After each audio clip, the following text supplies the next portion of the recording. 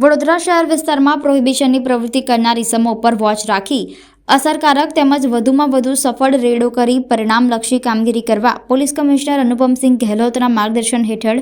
વડોદરાના નવા પોલીસ સ્ટેશનમાંથી એક એવા કુંભારવાડા પોલીસ સ્ટેશનના police inspector YM Mishra police station team સાથે વિસ્તારમાં પેટ્રોલિંગમાં હતા। તે દરમિયાન આધારભૂત બાતમી આધારિત ચોક્કસ બાતમી મળી હતી કે વડોદરા શહેરના વારસિયા વિસ્તારમાં આવેલ વાસવાણી કોલોનીમાં રહેતો નરેન્દ્ર ઉર્ફે ગણેશ દયાલદાસ રામચંદાની સિંધીના ઘરમાં ઇંગ્લિશ દારૂ રાખવામાં આવ્યો છે અને તે તેનું વેચાણ કરી રહ્યો છે। જે બાતમી હકીકત આધારે કુંભારવાડા પોલીસ દ્વારા ભારતીય બનાવટનો વિદેશી દારૂ તથા બિયરના ટીન મળી કુલ્લે કિંમત ₹1,71,800ના મુદ્દામાલ સાથે એક ઇસમને પકડી પાડી તેમજ 2 ઇસમોને વોન્ટેડ જાહેર કરી કાયદેસરની કાર્યવાહી કરી છે।